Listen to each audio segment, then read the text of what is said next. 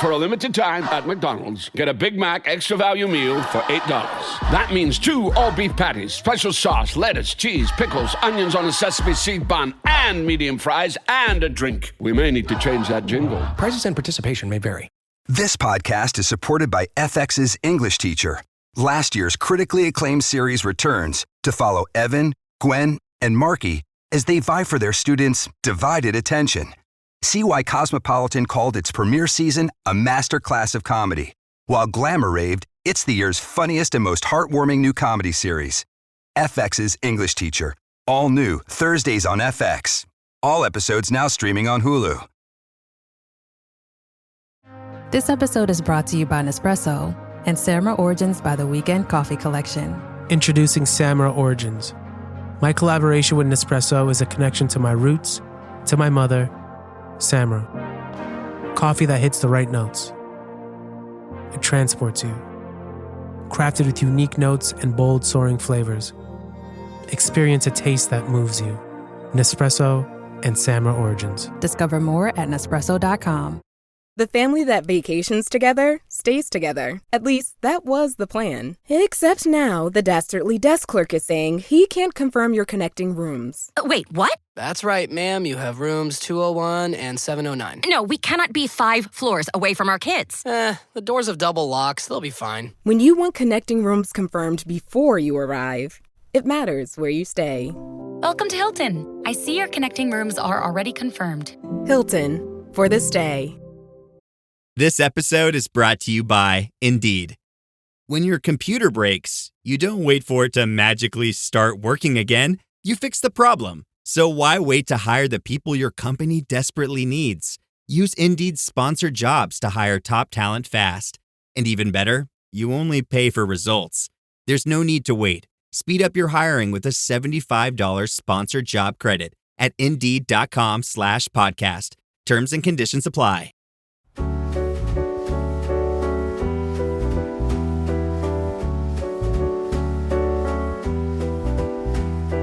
This is Pack Your Knives. I'm Kevin Arnovitz. And I'm Tom Haberstroh. And soon you'll be hearing from Hershy Ash because it is Restaurant Wars. And our in-house restaurant consultant, Hershy Ash, joins us every year on our Restaurant Wars episode. Tom, I'm not even messing around with some question to ask you because we got a lot to talk about. It is our favorite episode of the season, every season. It's one of the great sort of brands of competition television. That's right. And this one is a throwback. We're doing the whole restaurant serving actual guests on this one. So no more like tasting menus only for the Top Chef alumni and judges. They got to be in this space, and I can't wait to hear Hershy's. He actually, I think, is in Houston, I believe, and so he might have some, hometown expertise here and some scouting reports on the Houston food scene, and in this particular episode, what we're seeing with the different elements. So, Hershy, what's up, man? Welcome back to Pack Your Knives. Hello, long time no see, speak. How's everyone doing? Very well. Good. Yeah, they followed me here, right? Actually, I think I technically followed them here. I think they started shooting before we moved. But yes, we're all in the same city. We're all here in Houston, which, I'll start with a bold call. I think at some point, it was probably tied at some point between Los Angeles and Houston for the most interesting food city in America, but Houston has taken over, very much so. Interesting. Elaborate on that. I think the way to think about it is one of, if not the fastest growing immigrant city. So yes, there's a lot of people moving from within the United States, but from outside the United States, it is the fastest growing immigrant city. Obviously, COVID had a big impact on that. So whenever you have immigrants, you have diversity, you have great food. So there's that. But there's also a secondary element, which a gentleman who worked for a couple of restaurants, a chef who worked for a couple of restaurants that I consulted to in Los Angeles many years ago. He's in town, and he's a Los Angelino through and through, grew up in Compton, worked and lived most of his life in Los Angeles. And he was saying, and I agree, that it reminds almost of Los Angeles 2008, 2009, when before the rest of the country had woken up to the fact that that was now the best food city in the country. And there was, I don't know if you agree with this, Kevin, because Kevin is much more of a student of Los Angeles than myself, but it felt like at that time things mattered less, so you could try more, right? So rent was cheaper. It was easier to find staff. There wasn't any pressure. No one was really famous. I mean, there was, but these famous LA chefs now, no one had heard of them. And people could really, to use an Australian saying, push the boat out and go crazy. And that's what it feels like now. There's all these young people doing stuff with like very, very, like there are people flying in fresh fish from Japan and then serving it in like food halls. It's ridiculous and fun and exciting and interesting. I totally agree. I think one of the great factors in sort of underrated and then just monster food cities is rents. Like, it's why Philadelphia became, to me, the most interesting of the East Coast cities. Why? Because who can afford to open a place in Boston or New York or Washington? Hey, are you referring to Kokoro, my favorite food hall sushi place that flies it in daily in Houston? Yeah, that's it, in Bravery Hill. Freaking love that place. Yeah, they're the best. They actually have a bunch of places here, and they're the perfect example. They've got this own little, want of a better term, I hope I don't get upset if I say this little mafia of sort of young chefs, and they've got, I think they've got the third place open now. I was trying to rent a place for a business around the corner, and recently the real estate agent came back and said, no, they've grabbed it too late. So they're building quite an empire, and it's like you said, this is the time to do it. So I don't know, it'll be like in 10, 15 years, but it is that the low rent, easy access, not too much investment. All right. Well, let's get to Restaurant Wars. And but I am all in on Houston as well. I've had great meals there. Tom. Yeah. We go back, you said it, like, go back to purism. I didn't like the whole you got to pitch it and then do it. Like, Restaurant Wars requires very little manipulation. Just throw it out there, pick knives, and go. Yeah, and we got the draft, which is a random draft. There wasn't like a previous episode winner gets to pick the teams. And wait, before I get into that, I want to ask Hershey, did you watch this whole season or just this episode? Because I almost want you to like come in cold and not having watched this entire season. Oh, you should have told me that before I crammed in the whole season. You binge watched the entire Top Chef before? Oh no, I like that he's watched the season because he's got a little backstory now. Yeah, no, that's what it is. And I don't want to steal. We can talk about it in a second, but I'm actually happy that I watch it because I think that this may be sneakily the best group of chefs they've had. Oh, interesting. Yeah, this is good. Okay, so Nick is the one who draws the first knife, okay? And he get first choice, and Jay is in the second choice. And we have a draft, an old school schoolyard draft, which is really exciting. And now that I know that you've watched this show, we can break down the choices that Nick and Jay made. But the thing that's interesting to me is, according to TopChefStats.com, which is the best analytics resource on Top Chef, it might be the only Top Chef analytics resource there is, but that doesn't overstate the idea of how good this is. The quality of this website is amazing because it breaks down. Our friend of the show, Lynn, has done an amazing job with the numbers here, and she lists the Restaurant Wars stats. And Nick drawing the first knife is a kiss of death. Of the 13 teams that chose first in the draft, only 3 have won Restaurant Wars, which is equivalent of a 23% win percentage, which is equivalent, Kevin and Hershey. Hershey, you're a big NBA fan. That's an 18-win team over an 82-game season. So that is what we're dealing with here, with Nick drawing the first draft pick and choosing his team first. I mean, Tom, I thought the draft was fascinating. We learned a little bit about the common perception of Buddha among the chefs. We learned, I think, some perception about Evelyn.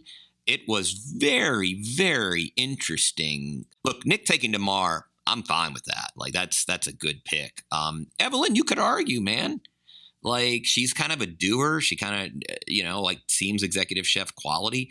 But what was your interpretation of Buddha being passed on twice by each chef drafter? That was fascinating. I mean, he was the 5th pick of the 6 chefs on the board. We had Damar, then Evelyn, then Ashley, Jackson, Buddha, and Luke. And I found it fascinating. I think Nick went with chemistry and culture in terms of like, I know these cuisines. I know they can work with me. And then, you know what? Buddha comes in. Okay, I got maybe the best chef on the board with my 5th pick. This is equivalent of like Isaiah Thomas in going 60th in the draft. It's like, man, this is an incredible find, a diamond in the rough. And he's obviously super talented, but what's interesting to me is that I think they had issues with him being the second banana in the kitchen. Is that if Buddha isn't the leader, there might be some chemistry issues with him, just his vision, and he's got a very it seems like he's got a leadership personality, a kind of like, I know what I'm going to do and I'm going to do it. And I thought this episode showed that he's not all that. He isn't. He showed a lot of dynamic personality. He's willing to listen. He's willing to work in different ingredients. But I thought it was fascinating that he didn't go like 1 or 2 in this draft. And Nick put together an amazing team. And I'm curious, Hershey, when you're designing a Restaurant Wars team to execute a restaurant in 24 hours, do you go with best talent available, or do you go with best fit on your team or your vision that you have in your head? Yeah, I mean, you're going to have to go with best fit, right? Because it doesn't matter how good the talent is. If everyone's clashing, it's going to come across and it's going to all fall apart. I think, with Buddha in particular, I think I have a very, very specific set of expertise, because I'm not just a restaurant consultant, and we also share a nationality.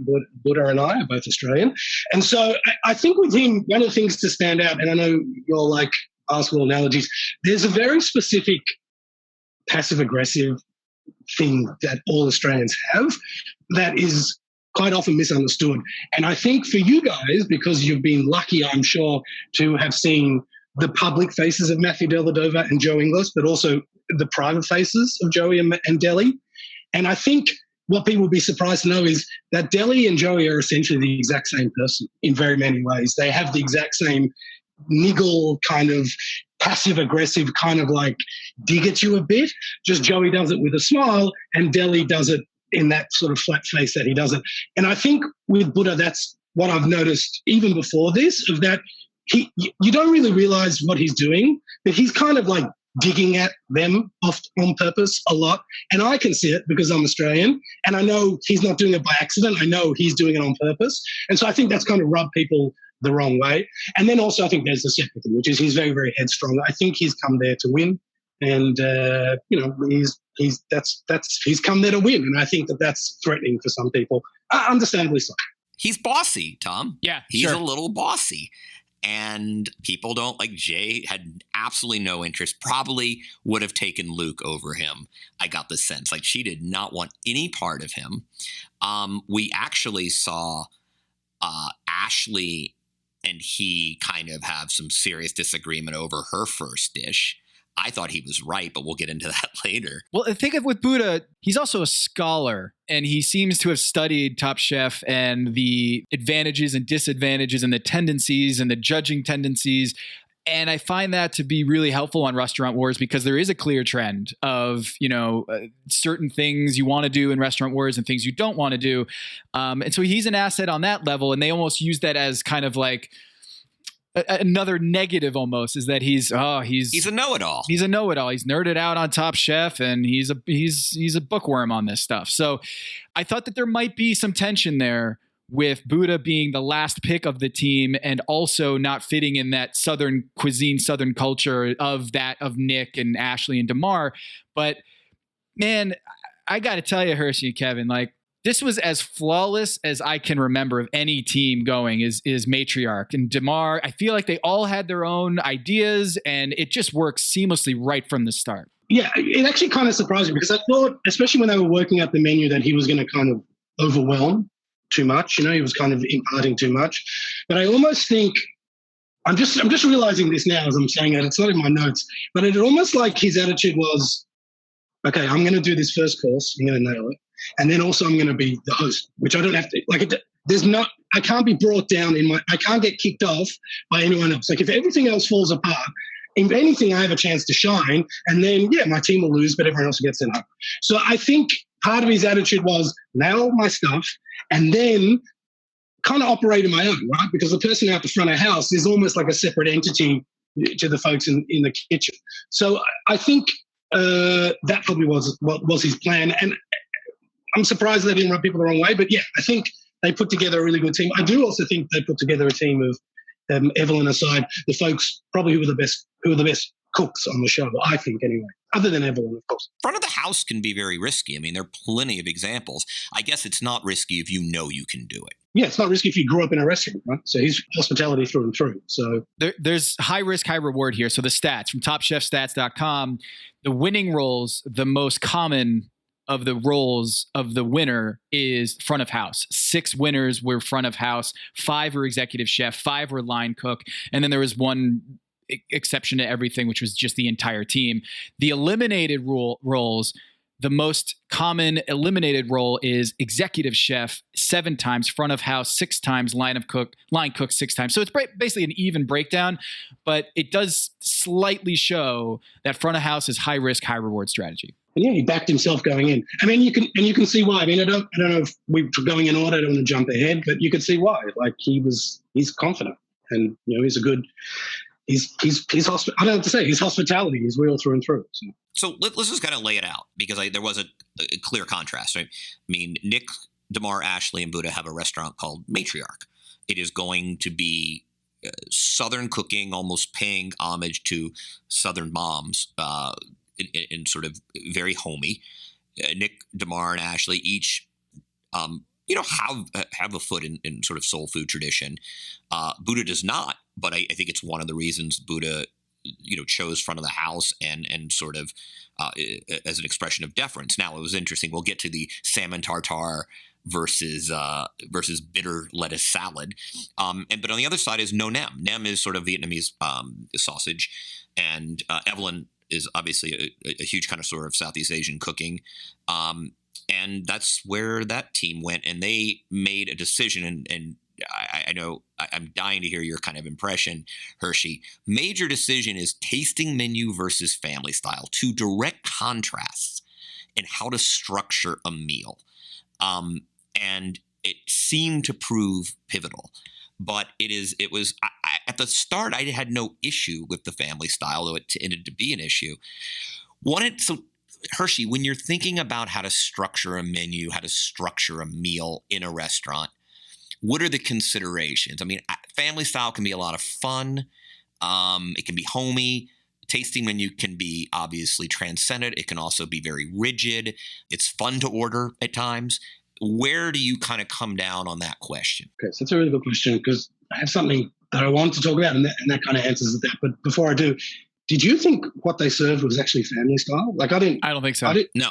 It wasn't family style at all. Like, I don't know what they're talking about. Nothing about it seemed family style to me. So family style is one dish, right? Like, they just threw stuff on the table. I don't know what that was. Anyway, but to answer your question, I actually thought about this as we were watching. I was taking notes, and I don't want to go too long into this to take too much of the time. But I thought, you know what, we've done a few of these now. I want to give you guys a little bit of a preamble for you, but also because I know a lot of different folks listen to this, so it might be helpful for them when making decisions like you just asked. We're actually in a very, very interesting inflection point in restaurants and in experiential retail. Just to be, by way of introduction, I do restaurant consulting and also do a little bit of experiential retail consulting. What does that mean, experiential retail? So, it really is about understanding. Actually, this leads into it well. It blows up really from massive brands like LVMH, but it's around understanding that folks just don't want to buy something that's a hard product. So when retail started, and restaurant is a form of retail. When retail started, if you wanted to buy shoes, you went to a shoemaker, right? And then he had a few shoes and he shows it. And then retail came along and said, look, I can take his shoes, their shoes, these shoes, and you can walk into one shop and there'll be all these shoes to choose from. And that was great for about 150 years until something called the internet came along and said, I can give you all the shoes in the world, and you can sit on your couch in your underpants and you can shop. It'll be great. So that's why we're starting to see brick and mortar struggle. So one of the things that pushed back at it was folks, and it starts with credible credits to probably LVMH more than anyone. Started to work out, okay, well, we can't compete on the sort of efficiency of it. Let's compete on providing an experience. And it grew into this thing where we kind of look at it and say, okay, you have the product, and that's the thing that you make the money off, right? And then you have this other product called the experience where you don't actually make or charge any money at all.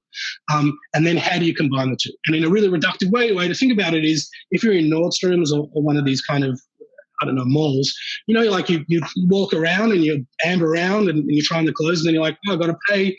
It takes a second. You're looking around. Where do I pay? And I never know where to pay. It's always a stressful experience. Yeah. Exactly, because they've made the decision they want it to be this kind of wandering, ambling experience, right? That's experiential. But they need to they need to pay. So they have the desks around. Okay, that's what we talk about when we talk about the kind of the sort of zero-sum game between the two, which is they could get rid of those desks completely, and then it would feel even more like a free form experience, right? But then you really wouldn't know where to pay. So you have to kind of make that decision, and that's the choice that informs experiential retail. And then those sort of choices, a lot of them have learned from things that we've learned in restaurants. So, I consult on the retail end, but as well as the restaurant end. But as relates to what we're talking about here, what's interesting about this inflection point is it grew, the internet, at the same time as this kind of need for experiential retail grew at the same time that this dominant cohort called the millennials, they value experiences over products. And so that's why we saw this great proliferation of restaurants, right? And restaurant and holidays and trips and all this stuff, because they value the experience over the product. We're actually in this interesting inflection point, which, I think it's probably been exacerbated by COVID, but I actually don't think it has anything to do with it, COVID per se. It would have just happened anyway, which is we're now at this kind of zenith point where the millennial is the most important customer. They spend the most, they are the most. The next coming up is the Zoomer, the Gen Z or the Zoomers. We're at that inflection point. They're 23, 24, the oldest of the Zoomers. That's when we see them, in restaurants, especially the newer, cooler restaurants.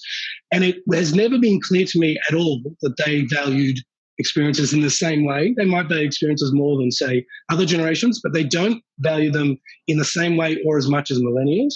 And I think that has a very profound impact on the restaurants we're going to build going forward.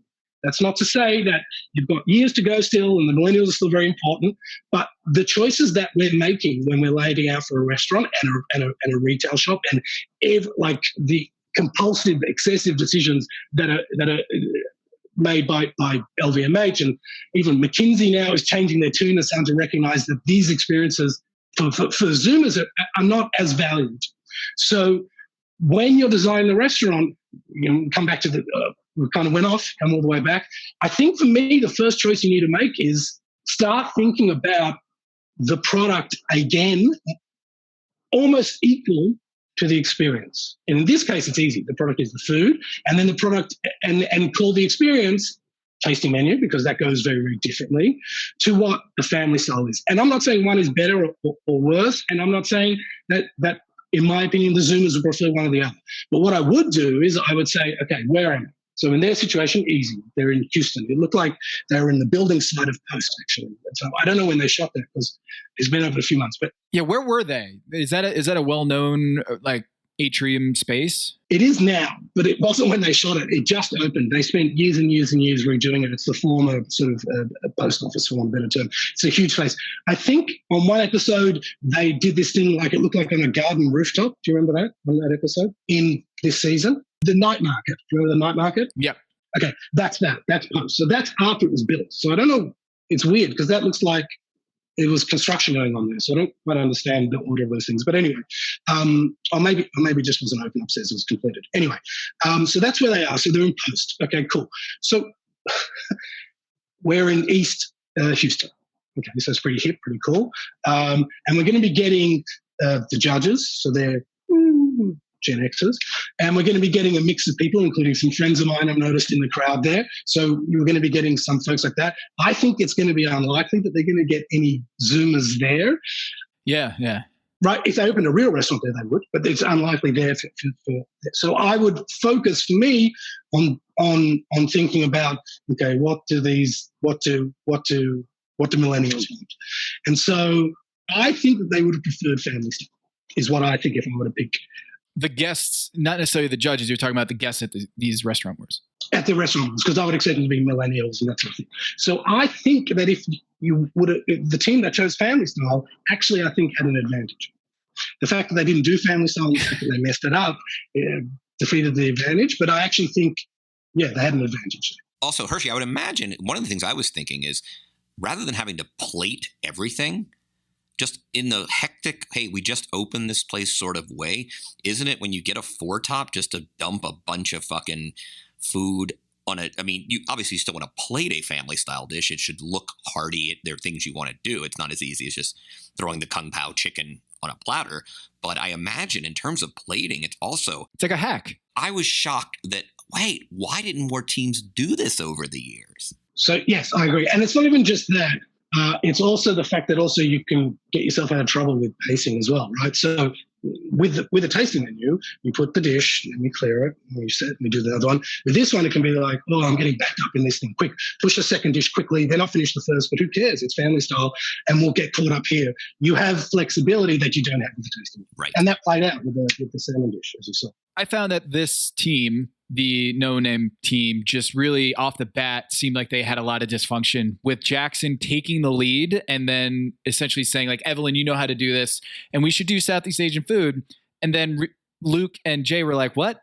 I don't know how to do this kind of cooking. This is not for me. And they were overruled. It was essentially like, this is going to be Jackson's decision and Evelyn's, kind of, because he knows Evelyn can do it. But right off the bat, it felt like there was a lot of discord in that discussion. That huddle up is one of my favorite moments on Top Chef, is when the four, Restaurant Wars teammates kind of huddle up and conceive of their menu and their whole aesthetic. It really didn't seem like they got off on the right foot. I don't know. I will say this.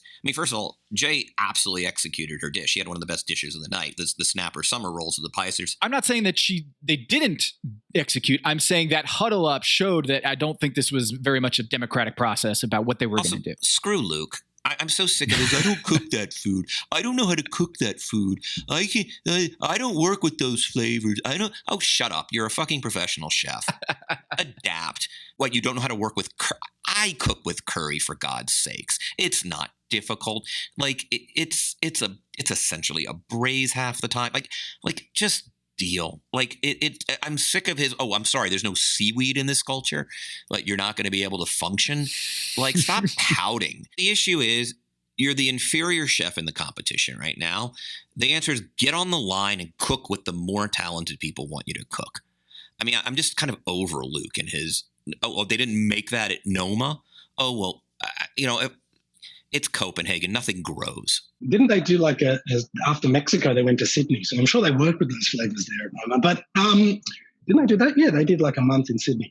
But I think that also it's a competition, right? So if that's, we're trying to weed out the weakest, right? Right. I'd see that. So that was very brutal Spurs way to kind of talk about things. I'm sorry, I didn't mean to sound like Pete there, but that's how it works. It is. So this menu Evelyn does. Kevin, what did you think about this menu that they chose for No Nem? I liked it. Pani Puri is a wonderful place to start. It's a bite that kind of, texture, it kind of pops in your mouth. Now, Evelyn didn't execute it well because there was no liquid who doesn't love summer rolls? That's just it's a crowd pleaser. You have a curry, black cod wrapped in Napa cabbage. Look, the barbecue nem was arguably, I think it sounded like the best dish of the day in either team. Huge hit. And then dessert, wasn't exceptional, but the menu to me worked really well. And I actually I was thinking I like Southeast Asian as a canvas because I think you can do smaller bites, bigger bites, works with fish. You can do a lot of different things. It's a wonderfully rich culinary tapestry. And I think it actually worked quite well, as I did the brilliant menu that Matriarch came up with. Yeah, Hershey, what did you think about the whole aesthetic of No Nem and the actual menu of it? Did you buy it? I thought actually doing family style with a more casual flair made a lot of sense, but of course, because they didn't want to do fine dining, they didn't want to do that. They didn't want to go in that direction, but they actually didn't execute that vision from the family style standpoint. But I agree with Kevin. I thought the menu was really strong. A couple of things. First of all, in my notes here, those two names are the worst names of all the episodes I've watched. Matriarch, but without the what? Matriarch without the H. What? Where are we? Is this are we naming apps in 2004? And as in Tinder or whatever. And then the No Name is, no comment, awful name. In terms of the atmosphere, listen, they didn't not only do family style in terms of the dishes, but family style is really fantastic for creating atmosphere, because what you're trying to do is, in any restaurant, is compress, right? Compress it in, get energy. That's why you want to pack tables. So the great thing about family style is you've got to all sit close together because the dish is in the middle, and they didn't take advantage of that at all. In fact, obviously the chef's table is set up like that for the camera. I get it. But, after we finish, I'm actually going to go visit a friend who was there. I didn't realize until I watched the episode. So I'm going to ask him, some questions. But it was, they had so many opportunities really to kind of compress people in. It would have created a really fun electric atmosphere, which would have, I think, actually distracted a lot of the sort of negative feedback that they got, because it would have felt fun and vibrant. And they just didn't do that. So to me, it just felt like, I still don't understand what they were doing family style. The food seemed okay. Nothing seemed, like you said, like Kevin was saying, the flavors are fine. I think Southeast Asian.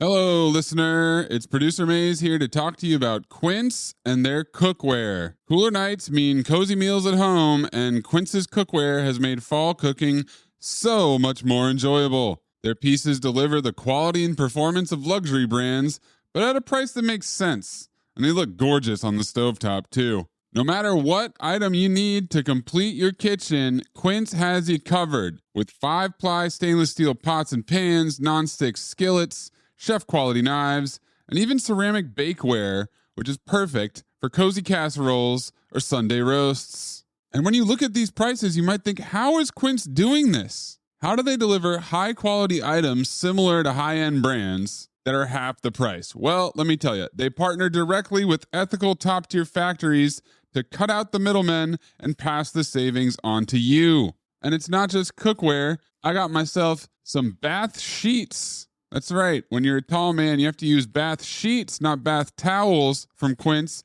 It's like drying off with a cloud. It's incredible. Upgrade your kitchen for cozy fall meals with premium cookware from Quince. Go to quince.com/dings for free shipping on your order and 365-day returns. That's QUINCE.com/dings, DINGS, to get free shipping and 365-day returns. Quince.com/dings.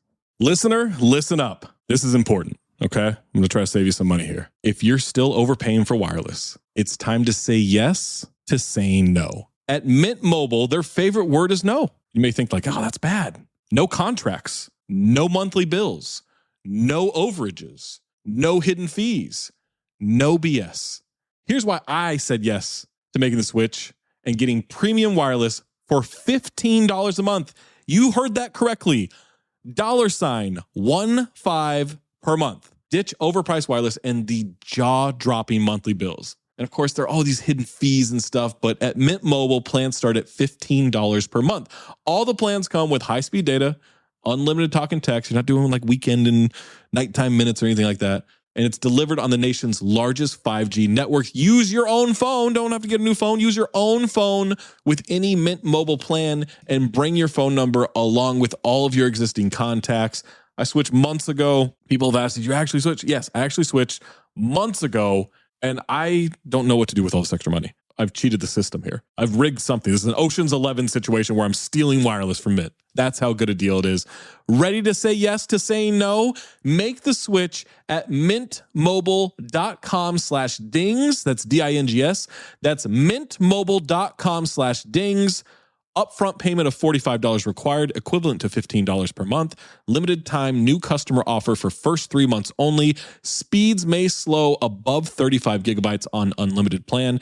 Taxes and fees extra. See Mint Mobile for details. Hello, listener. It's Producer Maze here to talk to you about Kindred. Now, close your eyes like Owen Wilson during a job interview and imagine a way to travel that feels personal, comfortable, and connected without the price tags and the sterile feelings of hotels or short-term rentals. Now open your eyes and stop using your imagination because Kindred has made it very real. That's exactly what they do. Kindred is a members-only home swapping network. It's not a hotel. It's not a short-term rental. It's a smarter way to travel where each stay feels like home. Here's how it works. With Kindred, your home is your ticket. You earn credits by hosting fellow Kindred members, and then you use those credits to stay in over 220,000 homes in more than 100 cities worldwide. There are no hotel costs or rental fees, just the credits that you've earned. Every stay comes with white glove service,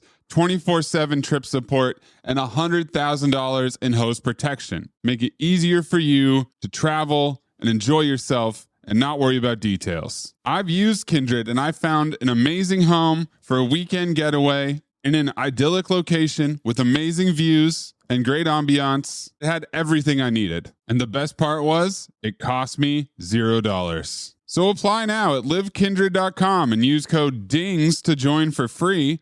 Plus, you'll earn 5 nights of travel credit just for signing up. That's right, that's 5 whole nights for free at livekindred, KINDRED.com,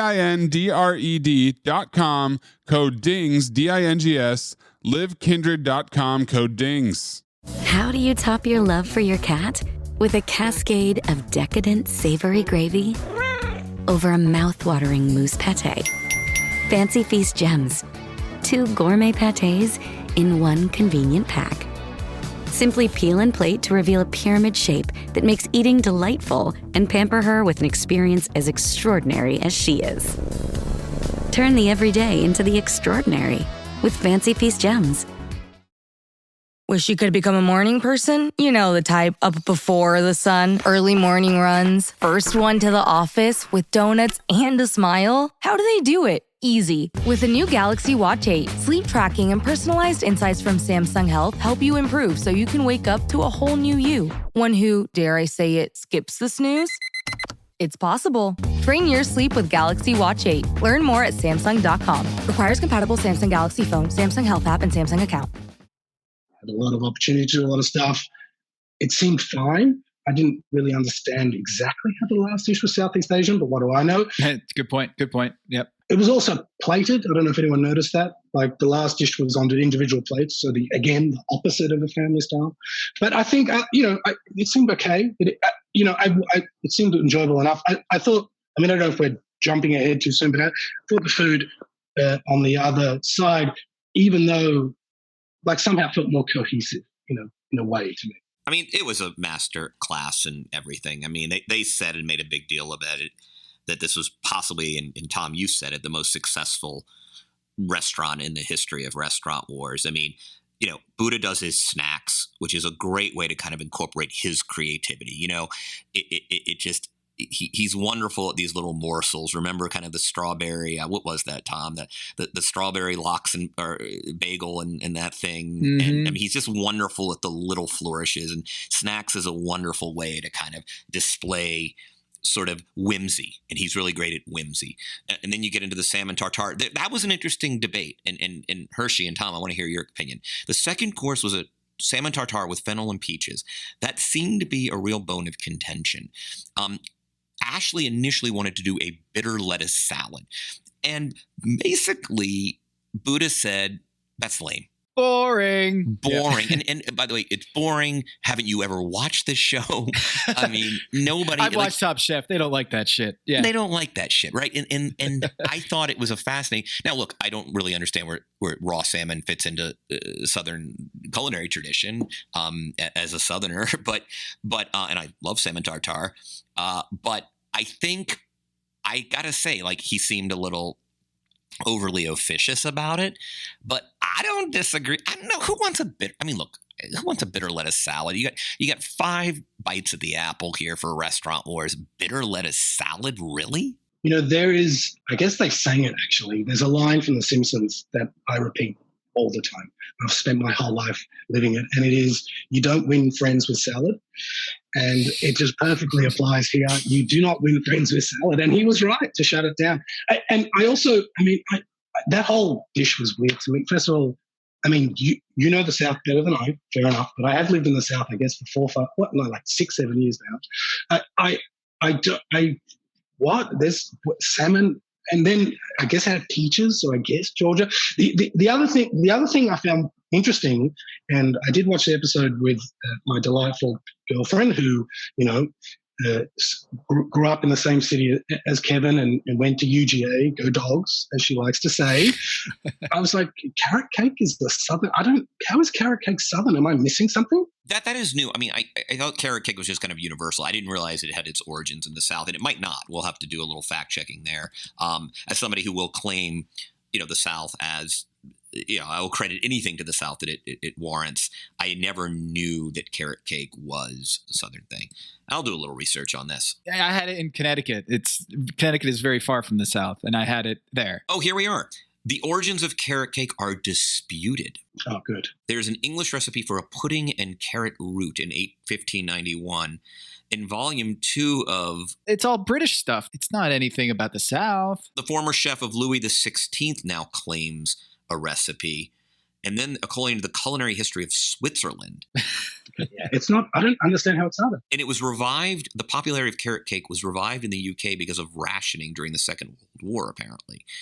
Now, I'm not vouching for any of these sources, but I don't see anything about the American South in the history of the carrot cake. However, I don't care.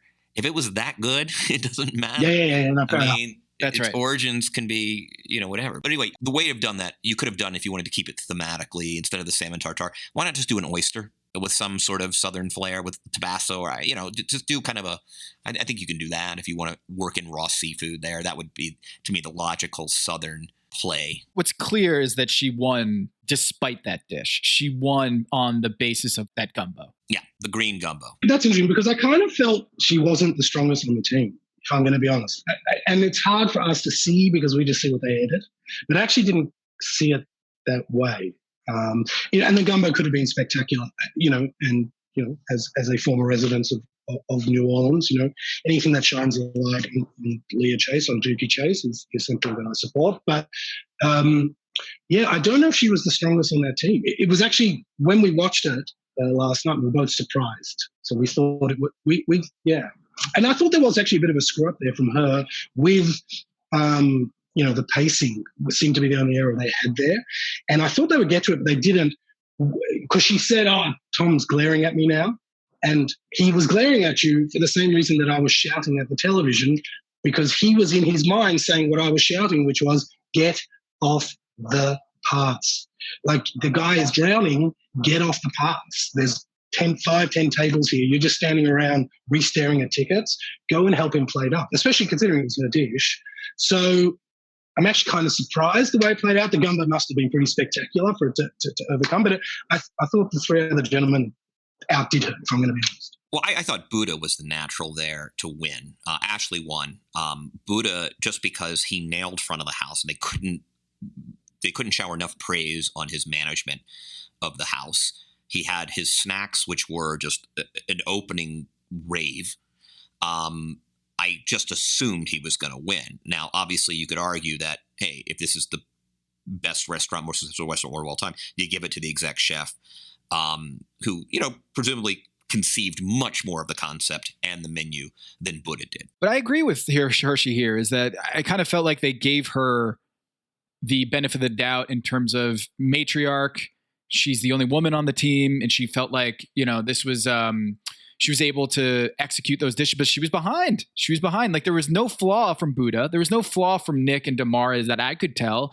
And so I was a little confused, and they're both on my team, Buddha and Ashley. So I'm not going to complain too much, but I agree with Hershey's that I thought Buddha, and you agreed with this too. I thought Buddha was going to win this one, and it just didn't work out that way. So you feel like it was a narrative win? Yes. Do you think it was like a Karl Malone MVP situation? It was like, listen, we can't just keep it Jordan. we can't just keep it Jordan all of these. You reckon that's what it was? I think it was a Karl Malone MVP. They're tired of watching Buddha win. Quite possibly. A Derrick Rose MVP. Yeah, there you go. That's right. I forgot about that one too. Wow. Tom litigated that as well as anybody in the press that year. I'm so angry at that. It was so stupid. Tom was so a great dumb. litigator on that one. Oh, it's awful. And in retrospect, like, he was really cool of a candidate, and like, there's just all narrative. And I remember getting into it with Rick Bucher about that, but I'm sorry, I digress. I think there's another person who's probably litigated it better over the years. A certain dude who plays in Los Angeles at the moment.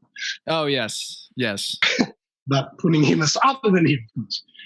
So let me ask you guys about the other team. So Jackson, obviously, we're kind of bearing one of the leads here. One of the most highest performing chefs of the season. We've seen this before, Tom.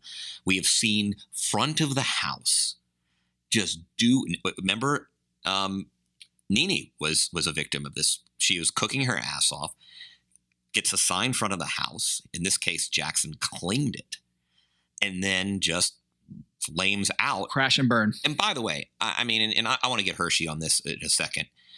Just to the naked eye, how do you not do the introduction of the restaurant? What about the stupid placard? You don't introduce the dishes? He doesn't want to hover? Like that was the thing. Oh, I don't want to hover. Hover? You barely acknowledge them, right? Like, he was then explicitly told by Evelyn to engage them and then leaves them without direction for a complicated dish. And furthermore, as Hershey says, as Tom, you and I often say, this is a competition show. I'm not going to say I would never I would ignore the non-voting judges who are the diners. But I'm sorry. Oh, we're going to treat everybody the same. No, you don't. You don't. You don't. You don't. But it is I didn't want to hover. You didn't even forget hovering. How about acknowledge them? Anyway, I wanted to get Hershey, you are a master at the front of the house. I have seen you work the front of the house. It is a charm offensive. It is a portrait of competence. It's, give me your full, review of Jackson here as front of the house. Can we swear? Are we allowed to swear on this podcast? Yeah, my sister doesn't like it all that much, but my niece and nephew are getting older. So I'm sorry, my 12-year-old niece is not. I'm sure is hearing plenty of that at her London school. Blocky is the one thing. Dude shat the bed. There's really no other way to describe it. And it's interesting because a word you just used, the key to that sort of thing is confidence. And he doesn't seem short on confidence to me. So I don't really know what it was. And I actually don't buy I didn't want to hover excuse because, in the few minutes we saw and edited down, we looked hovering over tables with that manic laugh. So, I don't know why that was better. Yeah, he looked very uncomfortable throughout the whole thing.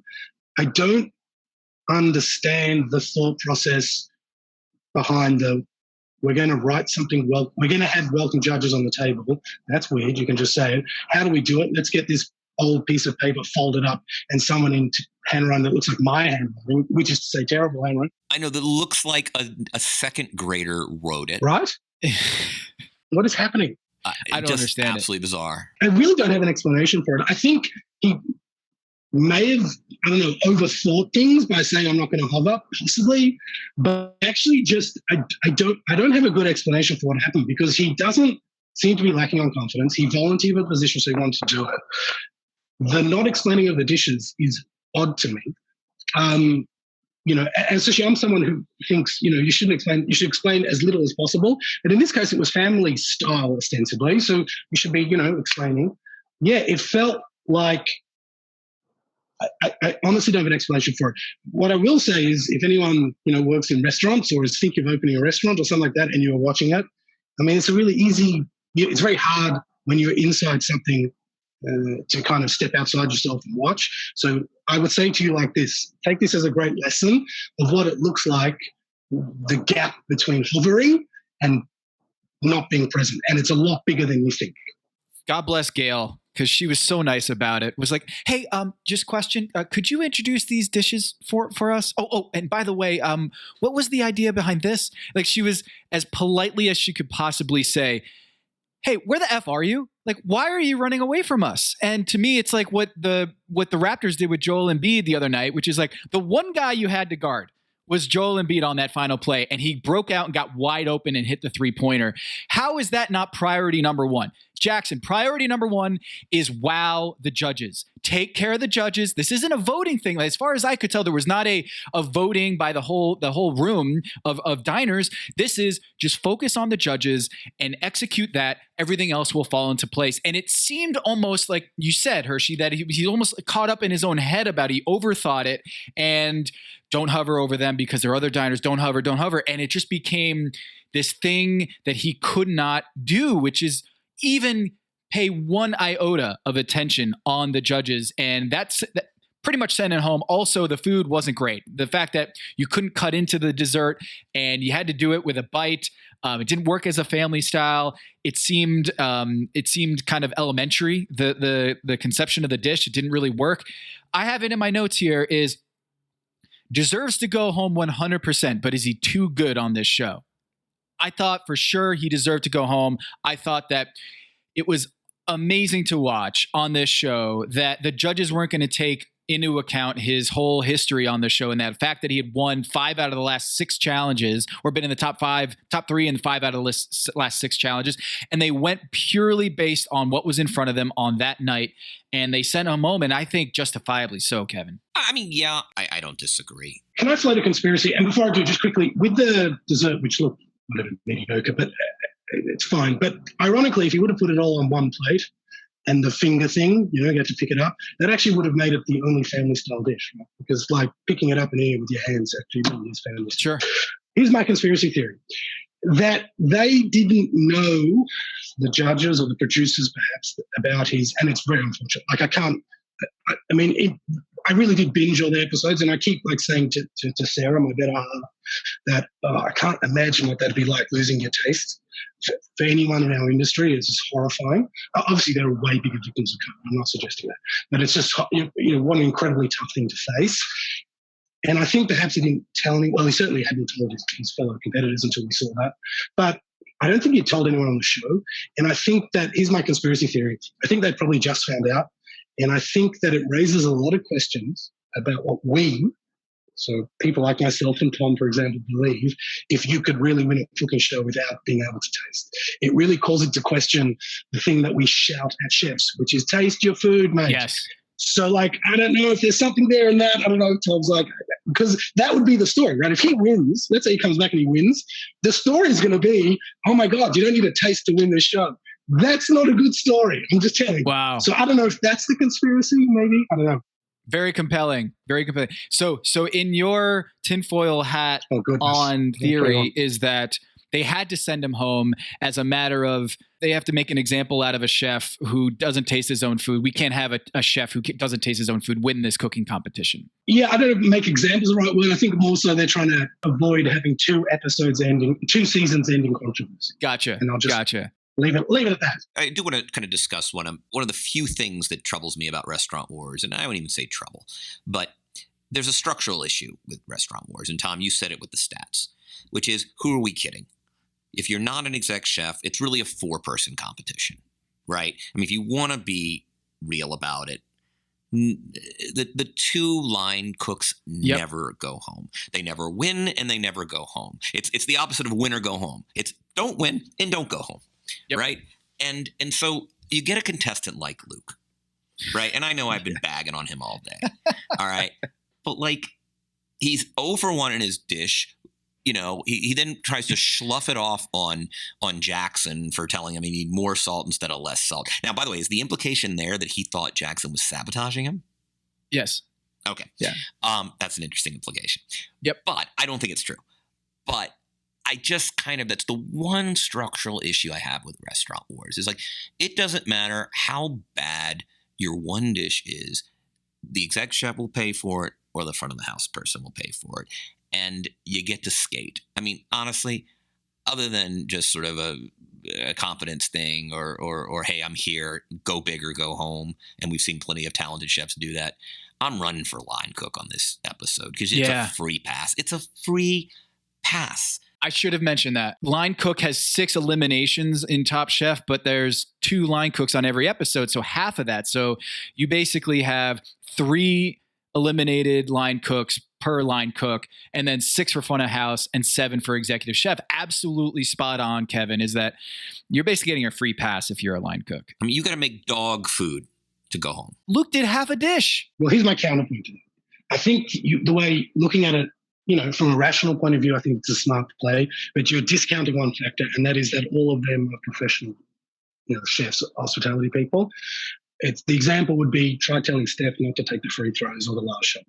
Like good luck, So I think you can skate off in the background if you like, but I just think the way how we're brought up, in the industry is, and it's to a fault. This is actually a bad thing. It's don't really trust anyone else to do the job as well as you're able to do yourself. Now that's to a fault. It goes too far sometimes. And so I understand what you're saying. That would be the smart play, but I'm actually kind of surprised we don't see more sort of jockeying to be the lead kind of person. And when Buddha did what he did, it didn't surprise me at all because knowing his background, knowing the places he's worked, knowing some of the people well that he's worked for, it doesn't surprise me at all. And I think that will show up maybe later in the competition, right? You get credit for it later. Now that I've thought about it, I feel like Buddha putting out the first dish while doing front of house is kind of a genius move, because what we've seen on Restaurant Wars is always an advantage for serving first. Yes. We did Restaurant Wars back at in Louisville, in Lexington, Kentucky, and we got the third restaurant, and it was so super backed up, and the judges, it got super, super behind. And I feel like the restaurant we went to was first. They got it all the way done, but the judges just kept getting backed up and backed up. Whereas Buddha not only gets the first serving, he gets the first course of the first serving. And so, man, they just landed that perfectly. And TopChefStats.com, of the ones that won, of the Restaurant War teams that served first, of the 17 teams that served first, 12 of those 17 actually ended up winning that Restaurant Wars. So you want to serve first. He got the first serving of it. And I was trying to think in my head, Buddha or Jackson, who would I want as front of house? And Jackson said that he had done front of house for his own restaurant in LA. And so he knows this the back of his hand.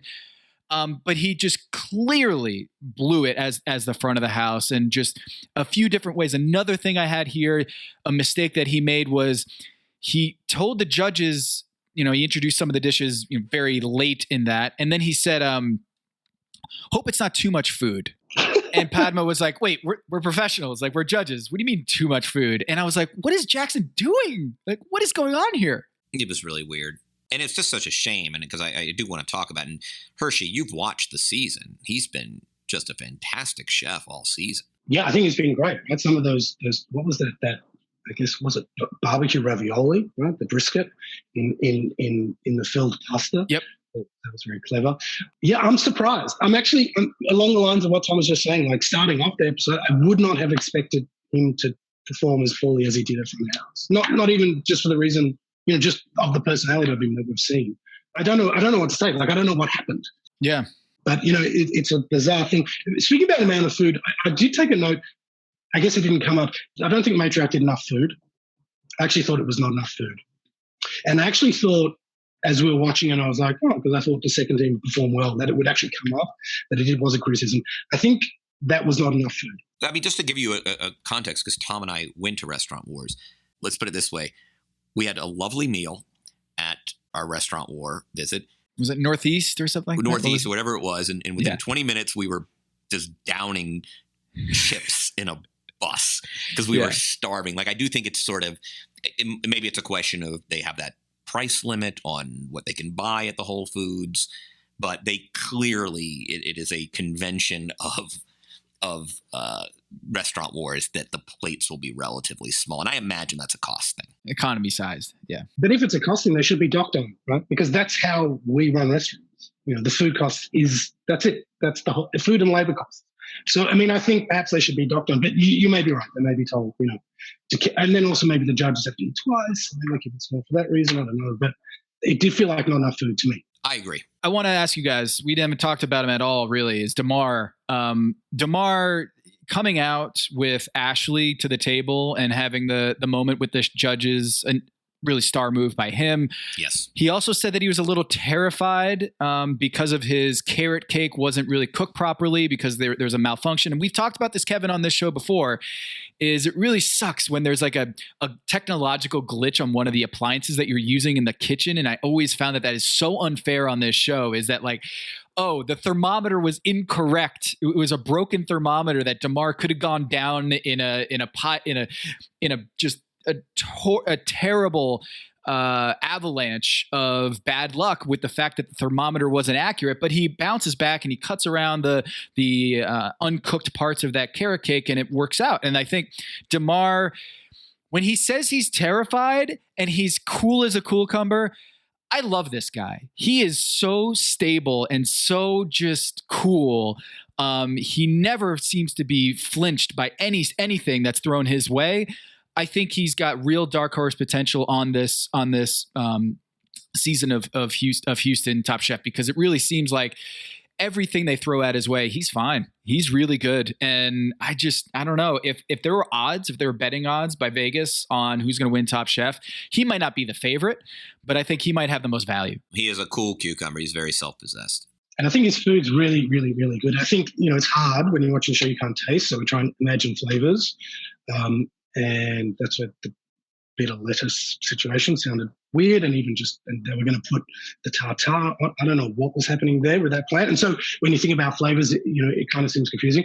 But his flavors through all the episodes I've watched are just like a masterclass in restraint and fabulous combinations. I think he's doing really great. Hershy, when you watched this episode, did you think this was one of the best restaurant wars you've seen? Like this matriarch, I mean, forget the name if you didn't like the name, but in terms of the execution, when you watched this, did you say, wow, I mean, that was as good as a restaurant wars squad that I've ever seen? Putting aside the food, that I couldn't taste the food, no, I didn't really.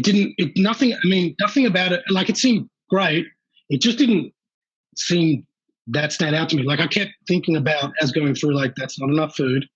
That kept like sitting in my head. I thought Buddha did an excellent job in sort of creating vibe and atmosphere. Homer. I think along the lines, would you say Homer? Yeah, I said Homer, Australian, you Aussie. He's from Queensland, so it's a different part of the country. But I will say, I think along the lines, because I was waiting for Kevin to say it, he didn't say it, but along the lines of what you said about that possibly sometimes maybe on restaurant wars, they could possibly a producer sabotage people, possibly maybe along the lines of equipment breaking down. Oh, that's Kevin's simple. The houseboat. It was the houseboat, right? Where the electricity went out on the houseboat. The fix is in. Wasn't there an oven went off another season as well? I think normally they give them waiters who are not waiters as well. And that I think kind of makes it more interesting. But it seemed like, I mean, it's hard to tell with masks, but I feel like I recognize some of the faces from restaurants here in town. So wow. Yeah. They gave them proper wages, that's for sure. Closing thoughts. I mean, we didn't talk about Evelyn as exec chef or much of the kind of back of the house on No Nem. Just want to get kind of any closing thoughts about generally just where they lost it. I will say this in terms of I wish they would have nailed it a little better, because in terms of, what we started talking about at the beginning of this podcast, which is what Houston is. Houston is a fast-growing immigrant city, but particularly Asian immigration and particularly Southeast Asian immigration. And so it would have been a really excellent opportunity. I think it was arguably more of a Houston restaurant to me than the other one. It really chance to show people how important the Southeast Asian community is to this city. So, I think I was disappointed on that level. I know that hasn't stopped her from doing these types of food around town still now. So, I think I was disappointed on that level. I think the better team won for sure. It was easy to see. And I think it also shows the importance of how front of house is arguably more important than back of house, even on a cooking show. Because I think if you would have taken those two teams and swapped, the two front of house gentlemen, I think it would have been a much closer competition. Arguably, the second team may have won. So I think that shows, to me, the point of difference. I think having Buddha going around and making it more famous style and fun, that might have assuade some of the issues that they had. So I think, my parting last thoughts are, don't get carried away with what's going on in the back of the house. A good front of the house can fix anything. Well, I want to know, who do you think is going to win Top Chef Houston? I think Buddha wins, because I think Australians win absolutely every competition we get into. I think that's a rule. Oh, no, the Brooklyn Nets have Patty Mills. Yeah, so we'll see if that's going to happen. Who just won an hour ago, won Sportsmanship Player of the Year. Oh, did he? Oh, good for him. That's great. I didn't know that. Wow, that's good. Yeah, Buddha seems like the favorite in my book too. Yeah. So I think if I were to pick a winner, I would probably want to pick the Australian. So I'm going to go with Buddha. But, I think Damar's coming up on him. So, I think that it's probably going to be between those two. I think, and it could be wrong, but I think Damar might just overtake right at the end. I just feel like there's a little bit more, I don't know. I don't know what the right word is. There's a little bit more of a warmth to his food. Buddha's food is excellent. It's like technically perfect, and it really looks really interesting. But this is going to sound weird. No matter how progressive his food is, somehow I think Damar's food seems more progressive to me in the way, the direction that the industry is heading. That's interesting. I think Damar's a strong second. Evelyn has had her moments. I think she's incredibly creative. But yeah, Buddha, I think it's Buddha's competition to lose right now. And let's see, Tom Jackson could come work his way back through Last Chance. So I wouldn't. It's happened before. We saw it.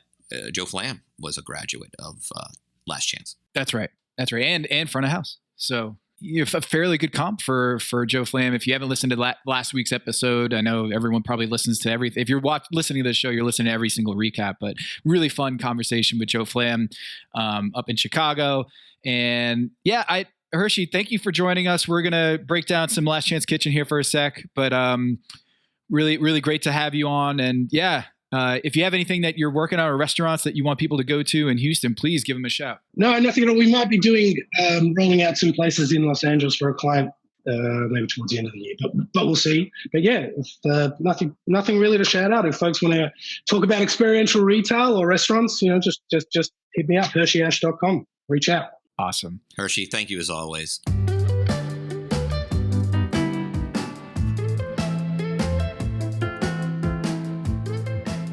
Last Chance continues. Sarah has put together a nice little run. She faced Joe, and the competition was stuff something.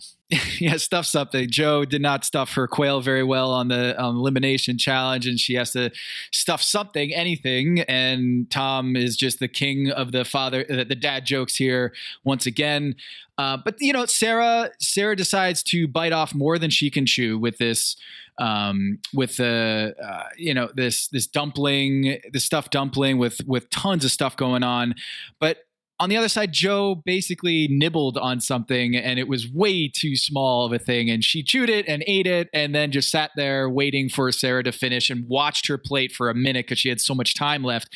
She did essentially a stuffed squash caponetta with, it was just a kind of a meh dish, and Tom actually liked it, but she hangs on and gets that endorsement from Tom, but it wasn't enough.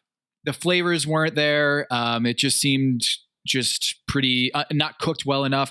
And Sarah continues on, and Joe goes to the peanut gallery. And I will note here, peanut gallery only has Monique there right now, which means the other chefs are gone. I don't know, Kevin. This is very odd to watch. Sam's not there. Our favorite Sam is not there. Stephanie's not there. Robert's not there. They all just kind of went home, and I don't really know what happened there. Yeah, different conversation for a different day. Obviously, the problem is they're throwing people back into the main competition too regularly and too quickly. Yeah. And that's part of it. Even Sarah, who didn't actually win, came in basically second to go back into the competition. I think they're watering down LCK as a competitive measure. I still think it's fun television. Yeah. And I do like that Tom rewards boldness, right?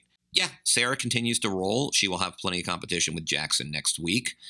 Any other closing thoughts, Tom? We now are getting down to it. Restaurant Wars is sort of the all-star break, right? Now we're getting serious. Except for Luke, right? Except for Luke. He's sticking around. Well, no, there's always someone who is sort of plodded along. Luke, I think, is not long for this competition. Kevin, you have 121 points. I have 81. You've got a 40-point lead, almost insurmountable, I would posit. I had a nice little comeback week with Ashley taking the victory and Buddha doing as well as he did. But the big headline here is that Jackson confesses that he has no taste, no sense of smell, and he goes home. A very surprising exit for Jackson, but he might as well be the second favorite, even though he's in Last Chance Kitchen. I think if he gets back into the competition, he's shown enough competence on this show that he's going to be right there at the very end. So we'll see what happens in Last Chance Kitchen with Sarah. But that's about it. Restaurant Wars is in the past, and now we're making the turn to the home stretch. Onward. For Tom Habistro, for Hershy Ash, who was pleasant enough to join us, this is Kevin Arnovitz, and this is Pack Your Knives.